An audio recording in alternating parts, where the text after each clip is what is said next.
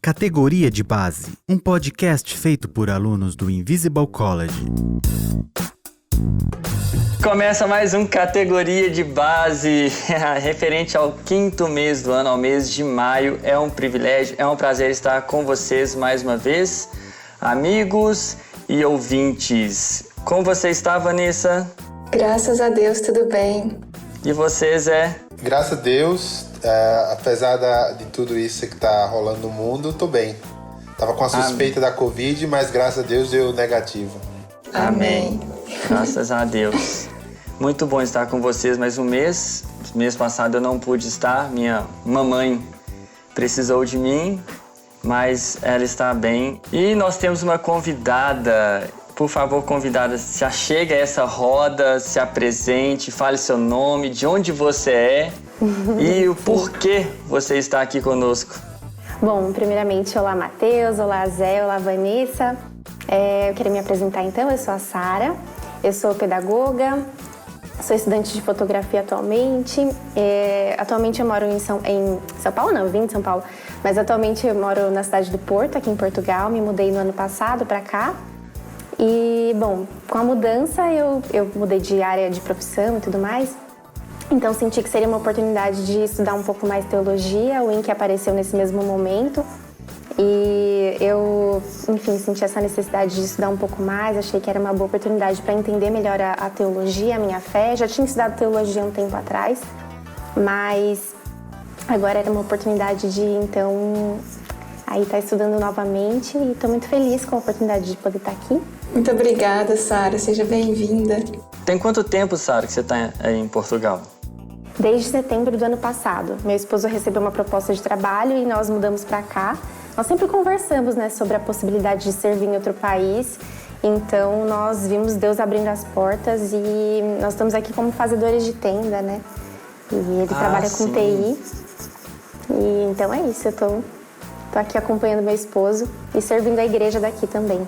Eu ouvi esse termo fazedores de tenda não tem muito tempo, eu ouvi no podcast do Irmãos.com. Irmãos.com, Isso.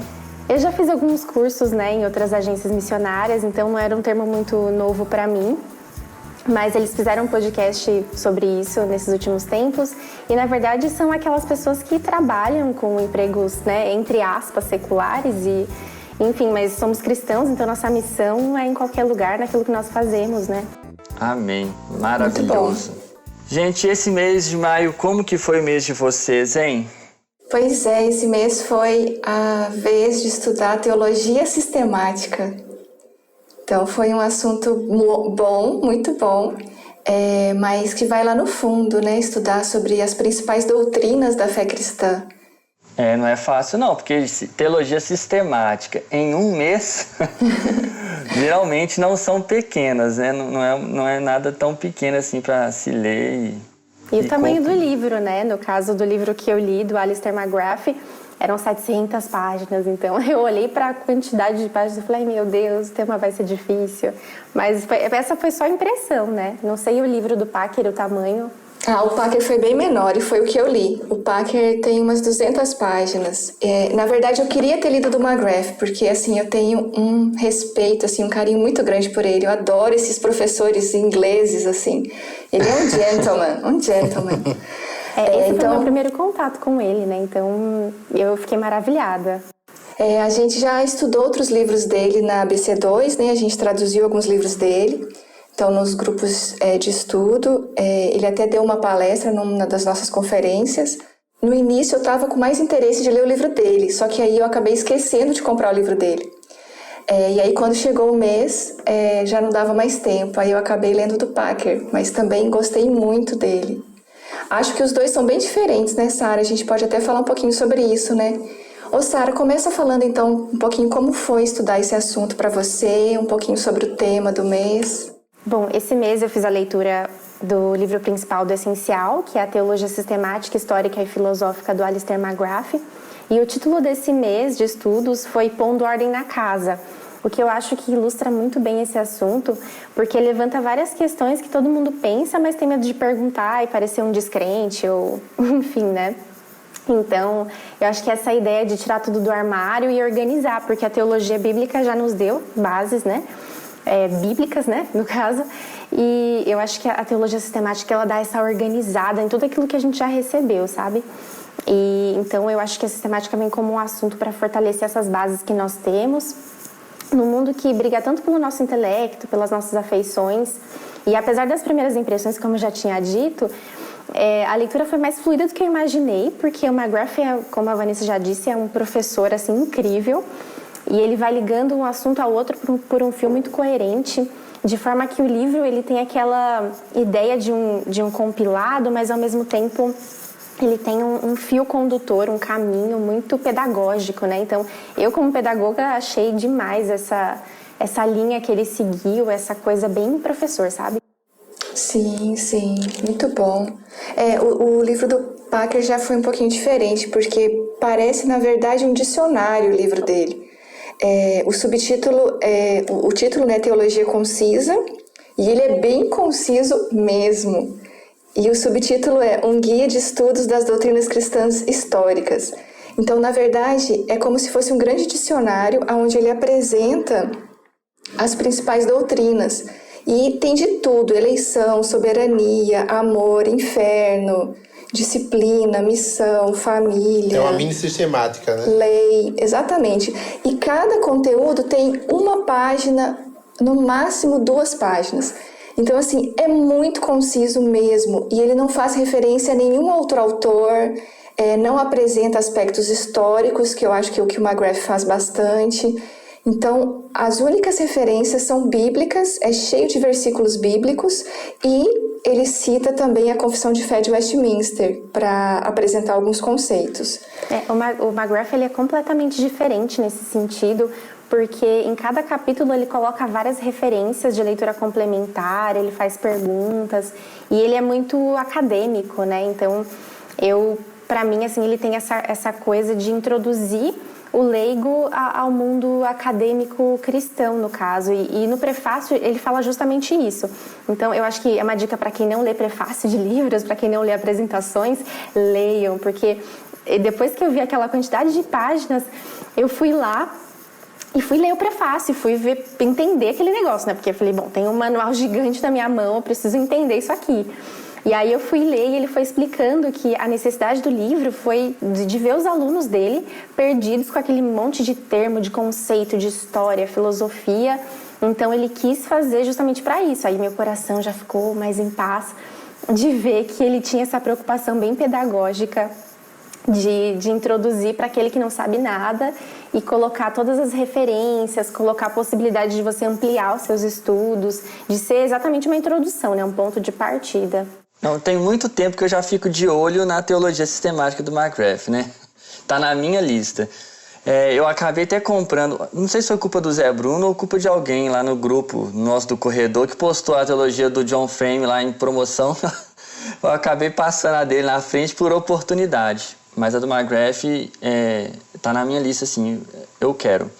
Eu queria perguntar, assim, questão de como que é feita a divisão da teologia sistemática deles, se é aquela divisão bem clássica mesmo, ou se eles seguem alguma outra forma, como a de qual que é o Zé? É do Horton, que ele divide tipo pelo drama? Você vai saber melhor do que eu aí. Então, eu não li a do Horton ainda, né? Mas, se eu não me engano, ele é dividido pela questão do drama, né? Que eu não sei qual é a linha que ele segue. Seria aquela divisão que o Gorin faz, né? Que é criação, queda, eleição, enfim. Mas tem uma sistemática, não sei se é do Horton, que é dividida dessa forma, né? E como agora, que é a do McGrath? Eu acho que a do McGrath, ela é dividida mais pela questão tanto da sistemática mesmo, né? Os temas doutrinários, quanto a parte histórica, né? Então, tipo, ele períodos divide em 3 históricos, partes, né? na verdade, né?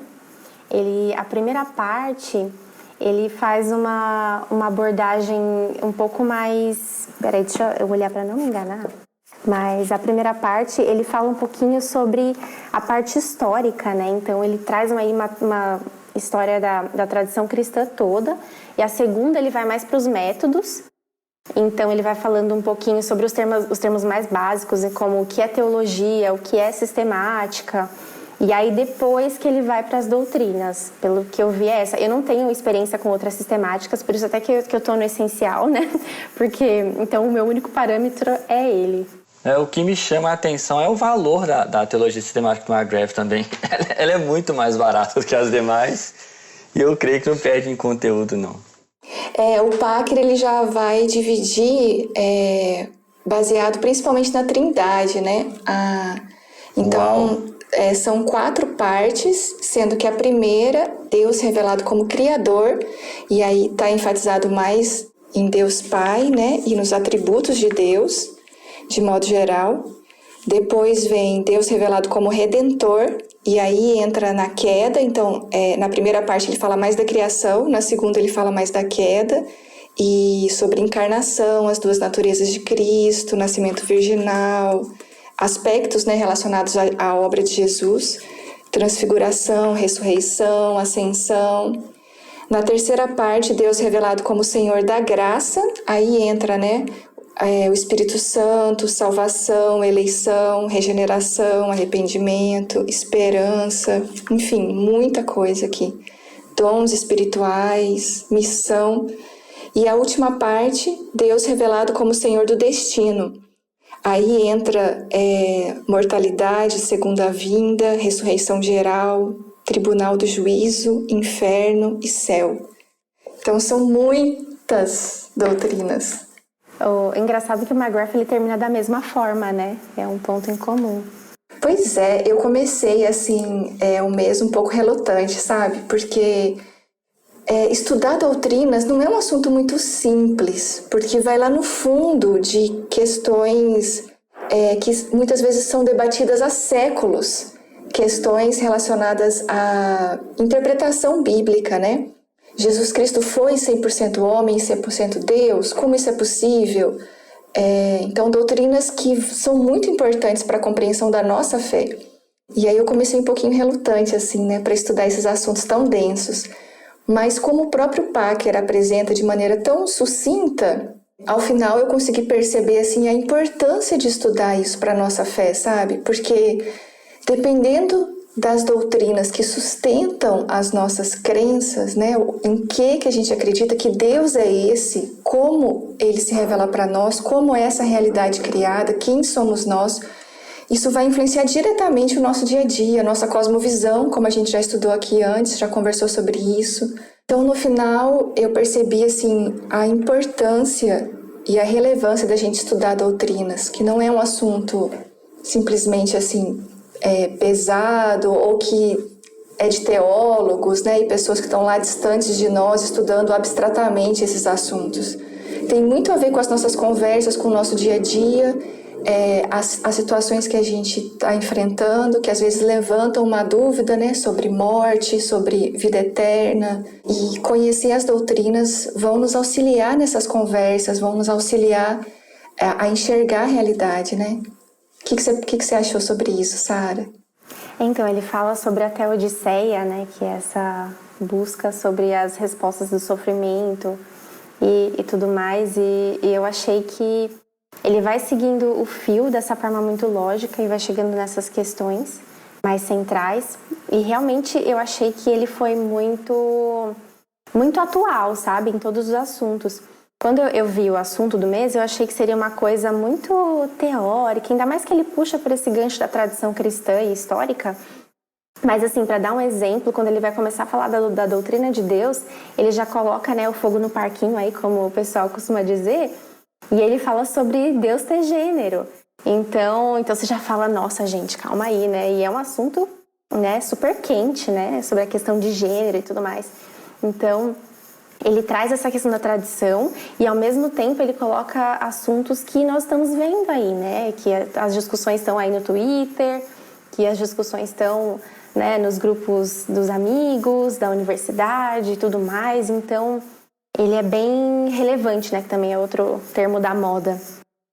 Ah, muito bom, Sara. Então, a gente vai ouvir agora um áudio de um outro aluno também da Turma Essencial, contando pra gente um pouquinho como foi estudar esse assunto no mês de maio. Meu mês em 90 segundos. Olá, meu nome é Jean, sou de Sumaré, São Paulo, estudante da turma essencial da tutoria do Invisible College. Este mês eu li o livro Teologia Concisa, do Jay Packer, que foi uma leitura muito proveitosa, visto que o Packer ele tem uma habilidade de ser didático e trazer bastante informação e condensar em pouco espaço. Então isso dá um panorama muito bom sobre várias doutrinas e foi muito proveitoso, foi assim um deleite essa leitura aí desse mês. Algo que me chamou bastante atenção é a forma trinitária como o Packer aborda todas as doutrinas. Ele liga tudo mostrando como que há realmente ele é trinitário. E isso traz uma visão do Deus único, né, que diferencia aí das demais religiões. E foi um prazer, foi um deleite. Realmente, esse é um livro que provavelmente eu vou estar utilizando aí posteriormente. E para vocês, como foi então o tema do avançado esse mês? Então, nós tivemos duas sugestões, né? Uma foi do Vantil, que é o livro Graça Comum, que ficou como livro alternativo. Graça Comum e o Evangelho. E o livro principal foi de um autor brasileiro que vive muito tempo fora do Brasil, que é o Guibral Júnior. Ele escreveu O Método Trinitário Neocalvinista de Apologética, reconciliando a apologética de Vantil com a filosofia reformacional. Eu acho que a maioria das pessoas leram o livro principal, né? Pelo que eu vi lá, só conheci uma pessoa que leu o alternativo. E o fórum que a gente teve foi com o próprio autor, o Guibral, né? Qual é a proposta do livro? O Guibral, ele vai apresentar o pensamento do Vantil, que é um pensamento muito assim, tem um viés teológico, e vai apresentar o projeto do Doiverd, que é filosófico. E aí vai apresentar um terceiro autor, que é o Stoker, que ele busca conciliar o Vantil e o Doiverd numa proposta apologética. Então, assim, o livro ele é muito bom no sentido de que ele sempre está colocando, tipo, o que o Vantil fala, a crítica do Vantil para o Doiverd. E aí coloca trechos da crítica do Doiverd para o Vantil. E aí o autor, que é o Guibral, faz comentários. Então, assim, o Doiverd tinha críticas à teologia do Vantil, o Vantil à filosofia do Doiverd, e aí o Stoker é colocado como aquele que vai fazer a ponte entre eles, né? Então, basicamente, o livro... Que legal, alguém ganha no final? Ganha o leitor. Muito bom. O leitor ganha. Só que assim, eu não sei o Mateus, né? Mas eu acho que o Vantil aqui, ele bateu muito em espantalho. Porque a crítica que ele faz ao Doiverd é que quando o Doiverd vai falar sobre a origem, ele não fala necessariamente que essa origem é Deus. Fica meio como se fosse aberto, né?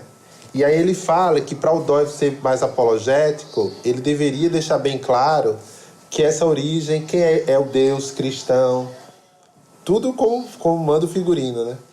Só que em nenhum momento o Doiverd ele propôs fazer uma apologética, né? Quem estuda Doiverd sabe que a proposta dele era filosófica, era propor uma filosofia. Transcendental, né, Zé? E aí a crítica que o Vantil faz a ele é justamente essa, né? Então, na minha opinião, eu acho que ele bateu no espantalho, mas ao mesmo tempo eu acho muito importante a proposta teológica, apologética, né? Qual é a proposta apologética dele? É você fazer uso, né, da filosofia do Doiverd, quando você vai falar sobre a questão das esferas modais, quando você vai falar da questão da neutralidade, do mito da neutralidade religiosa, que os aspectos modais, a visão que você tem da experiência tanto ingênua quanto da experiência teórica está relacionada ao motivo base. E aí o Vantil, aí a apologética tem essa parte filosófica, mas tem a parte também teológica, né? Que quando você fala sobre a obra de Cristo, sobre a Trindade, você apresenta de fato a fé cristã. Então ele une tanto a teologia quanto a filosofia na defesa da fé cristã. Muito bom. Basicamente muito bom. isso. Esses ganchos são tão importantes, né? Essas associações, assim. Eu senti na leitura do Alistair McGrath que o tempo todo ele estava puxando para uma apologética, né? E inclusive é o tema do próximo. Isso mesmo, a gente vai né? ler até um do Van Til também sobre esse assunto. Pois sobre o Van Til, eu comecei o mês com esse livro que o Zé falou aí, do Van Til, A Graça Comum e o Evangelho. Eu tinha aproveitado aquela promoção de final de ano da cultura cristã e comprei todos os livros da cultura cristã. E quando houve essa inversão, porque eu estava com o livro que seria desse mês do John Frame, mas tendo essa inversão dos meses, eu não tinha esse livro que foi o principal do Guy Brown. Mas eu falei, eu vou de Van Til. E na hora que eu comecei a ler, sabe, eu tenho meio preguiça daquela briga de internet, aquela coisa de calvinista versus arminiano.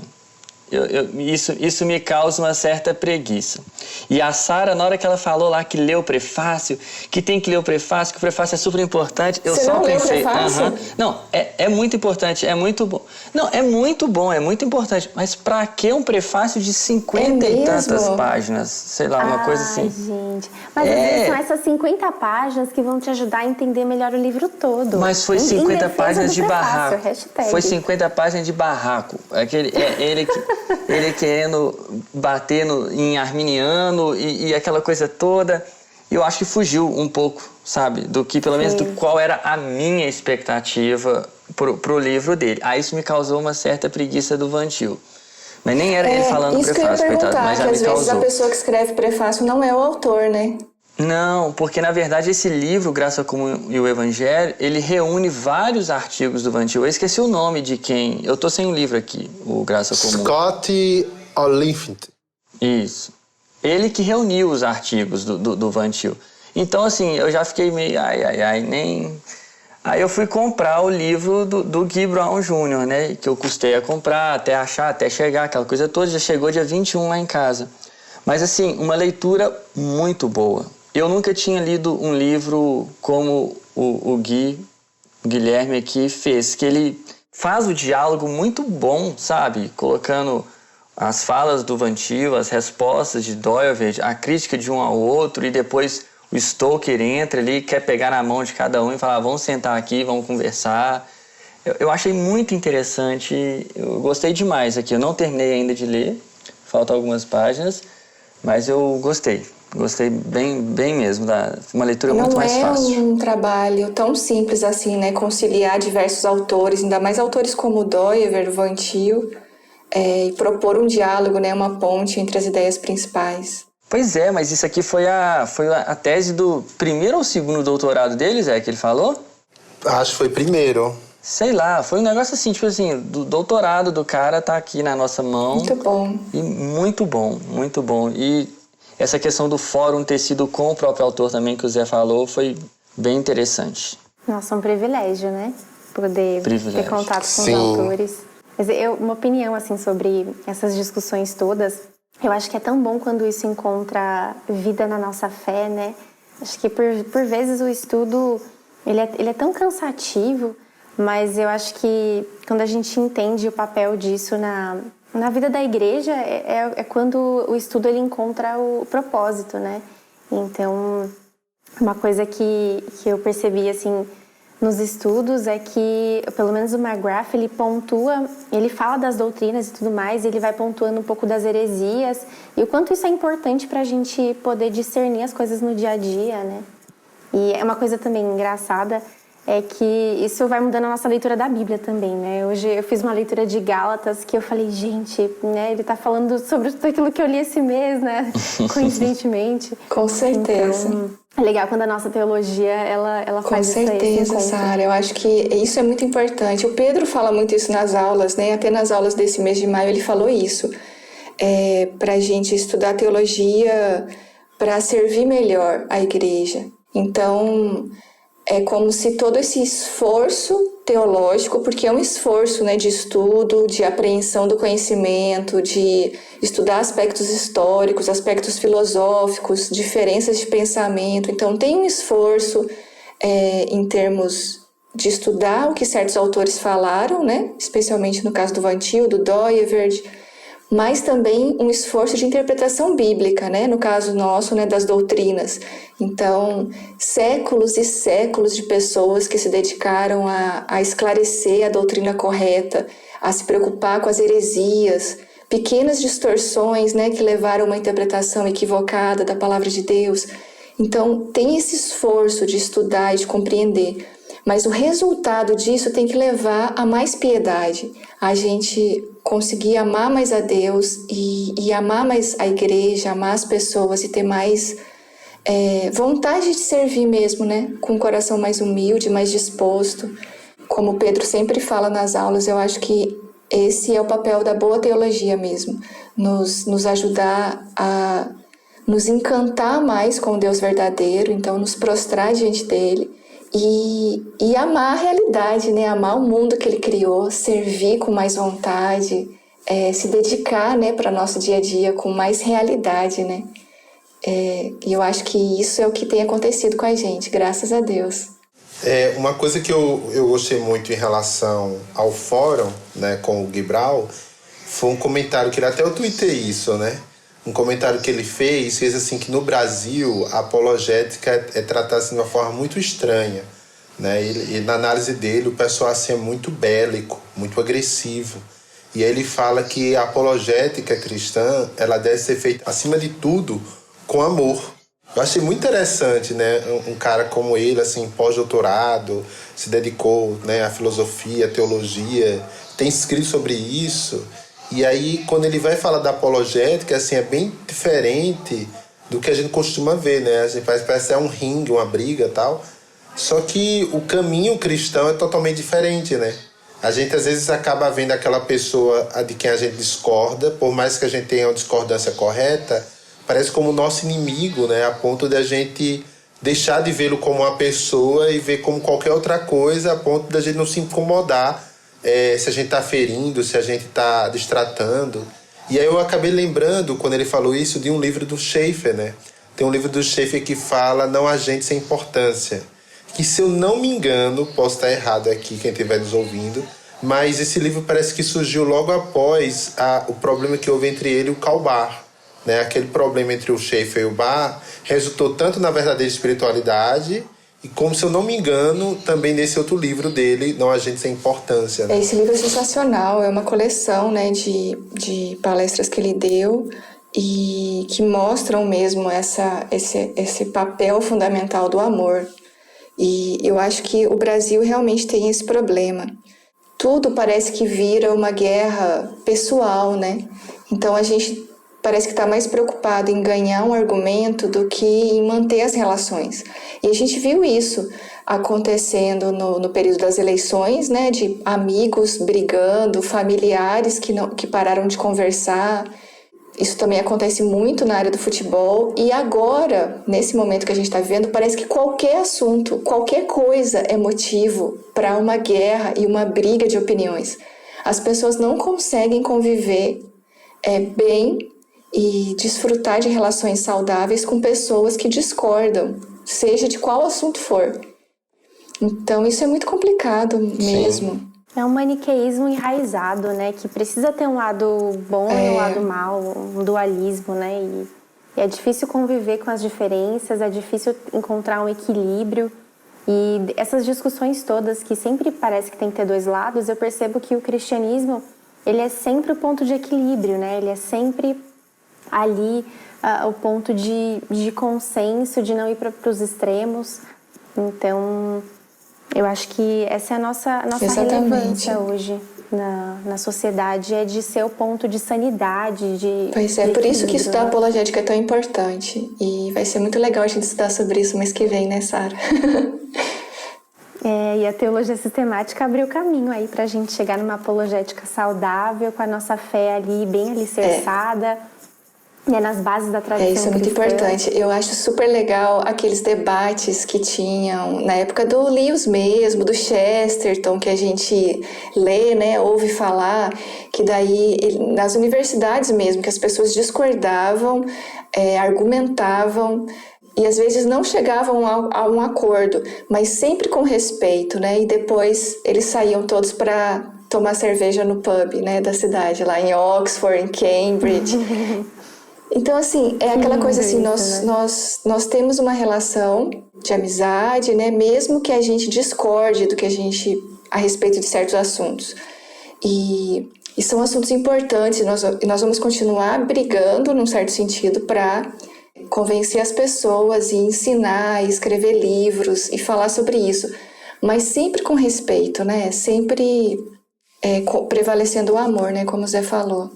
E eu acho que quando essas brigas, né, brigas no bom sentido e discussões, elas são sempre em prol de uma sã doutrina, de conservar aquilo que é precioso e que é a palavra de Deus, eu acho que é sempre válido, né? Demonstra, acho que até um zelo da nossa parte. Mas a partir do momento que isso vira partidarismo, já não é saudável, já é, né, lá como o Tiago fala, né, de onde vêm as brigas entre vocês. Você que leu a sistemática do McGrath, assim, o que foi que você mais gostou, assim, do que você leu?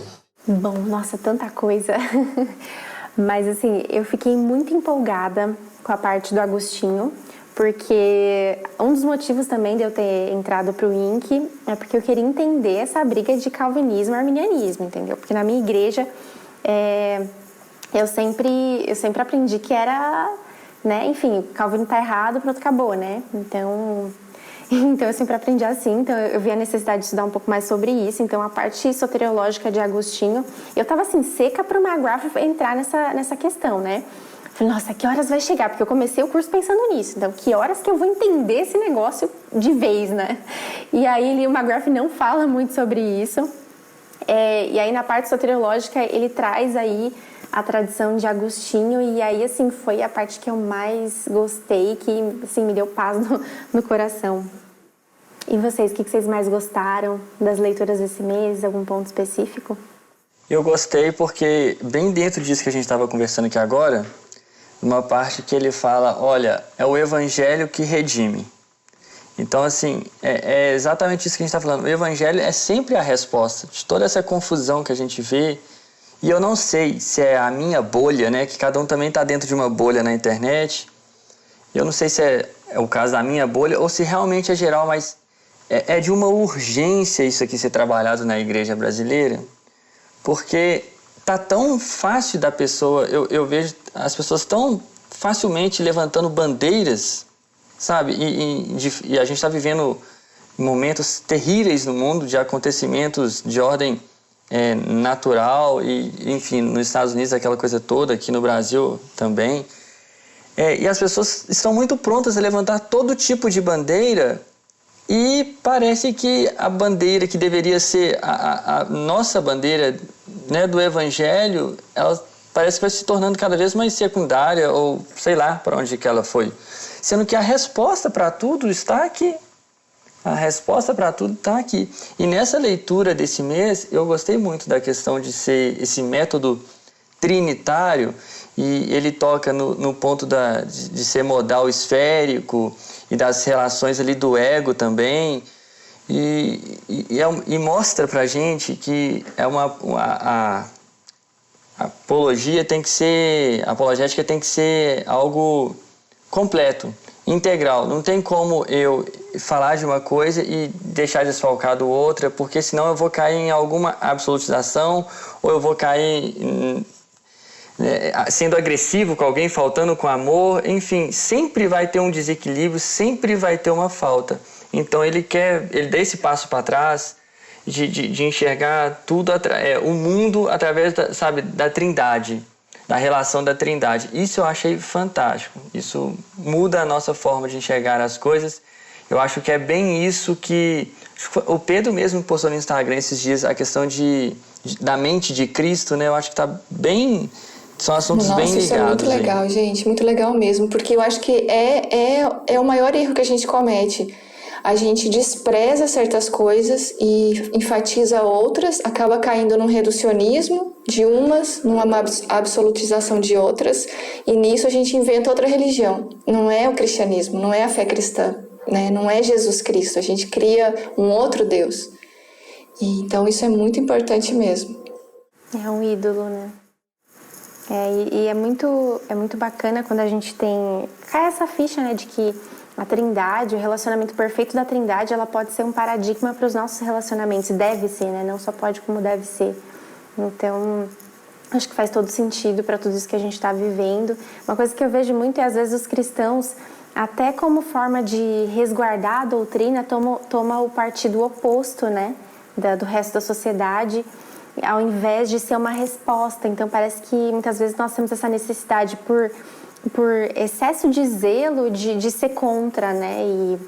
E às vezes a gente precisa ser um pouquinho humilde, reconhecer, né? Às vezes uma necessidade que o outro viu, né? E às vezes a gente precisa reconhecer e se posicionar como pedindo perdão a Deus e de forma humilde. É verdade. Eu acho que um outro problema que acontece muito hoje em dia também é a gente ter tanto medo de se posicionar, né? E às vezes apresentar uma apologética saudável ou esclarecer a respeito de doutrinas por causa dessa super tolerância. Então a gente não pode discordar, não pode ter uma opinião divergente, todo mundo está certo, todas as ideias sobre Deus são igualmente verdadeiras.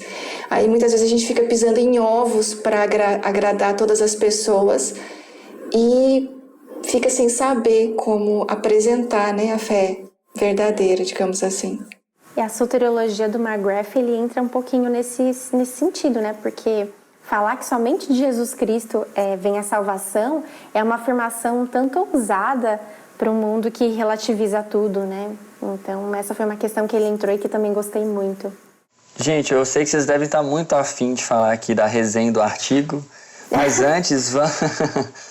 antes vamos ouvir aqui o que o nosso colega do Avançado falou do mês dele. Meu mês em 90 segundos.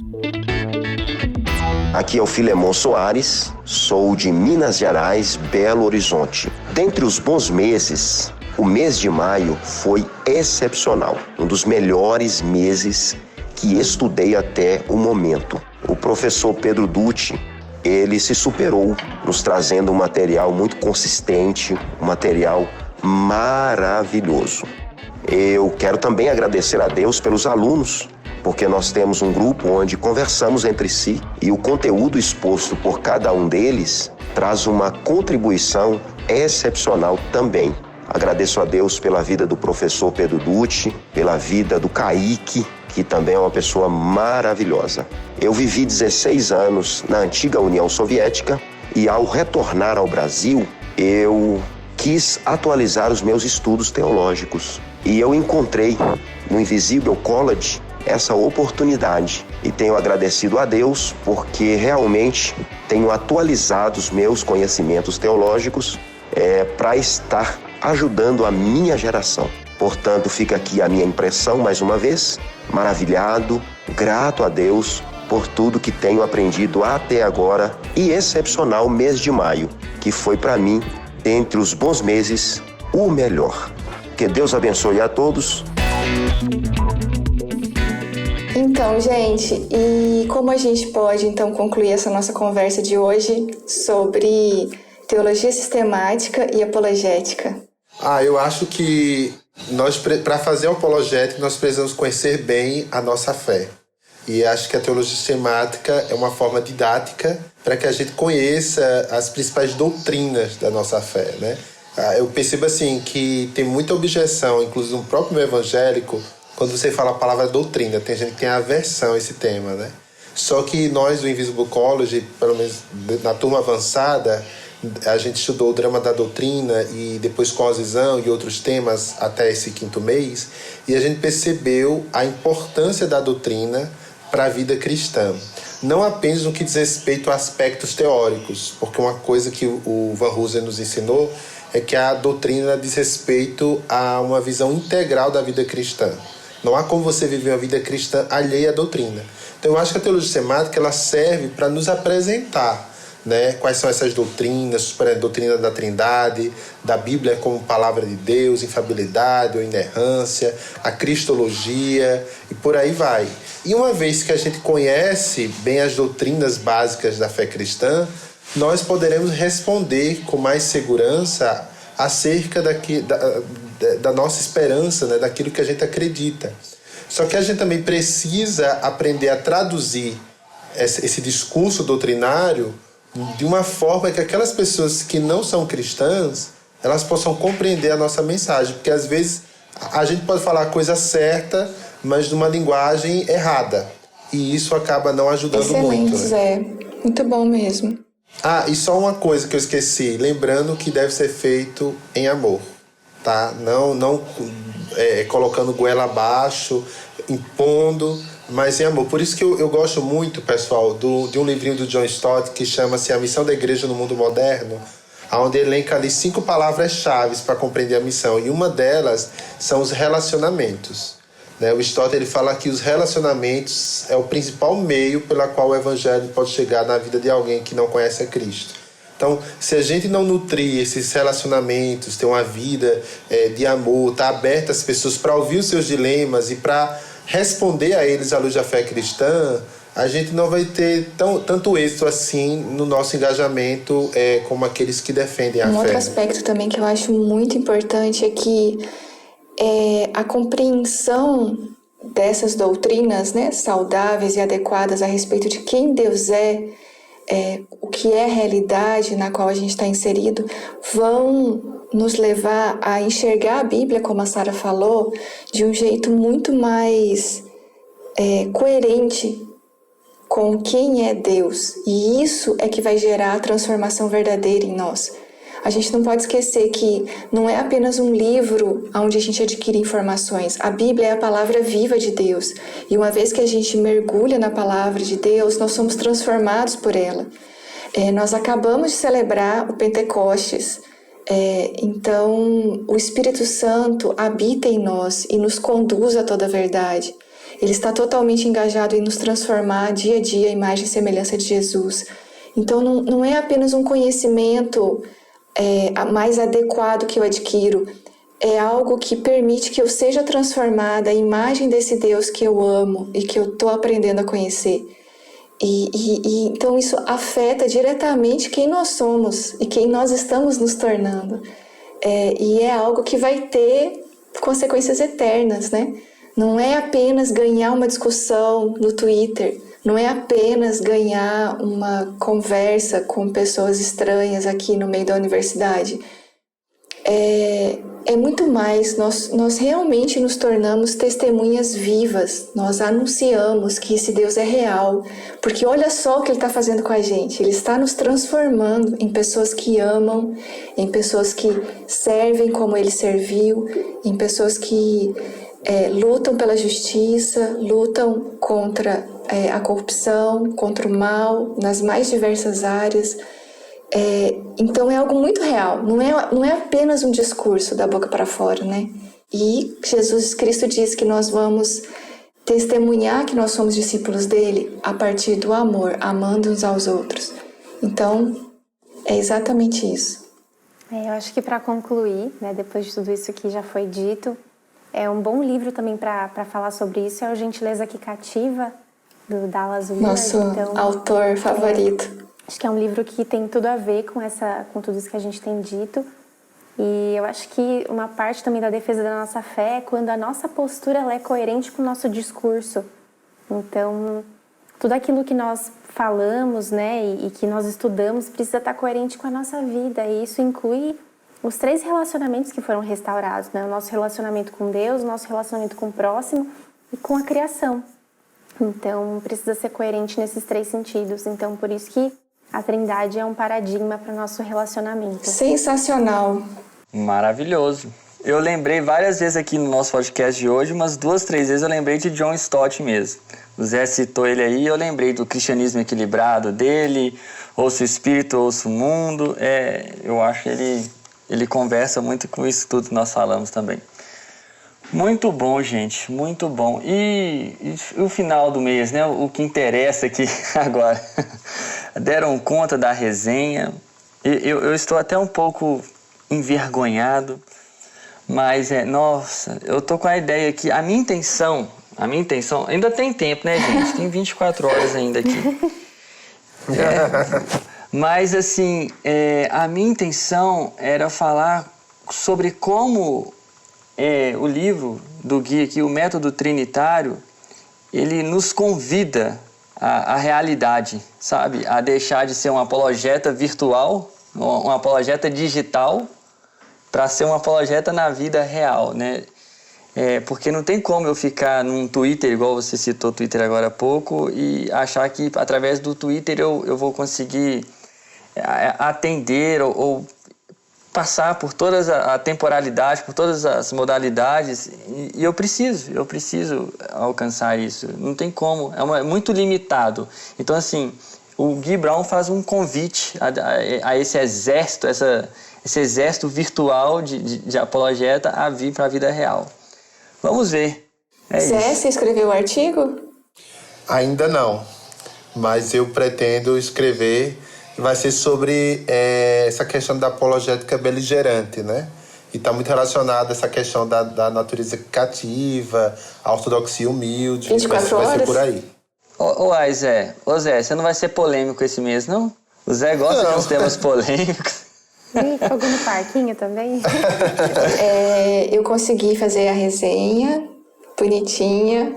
Quase esqueci de mandar, né? Mas aí a Sara até me lembrou, mandei. Depois ele aumentou o prazo, né? Mais alguns dias. Eu fiz a resenha também. A minha rotina, eu confesso que é um pouco mais tranquila, porque não tô com um trabalho fixo aqui ainda, como minha mudança ainda é recente. Então eu consigo me dedicar um pouco mais ao INC e aos outros cursos que eu faço aqui.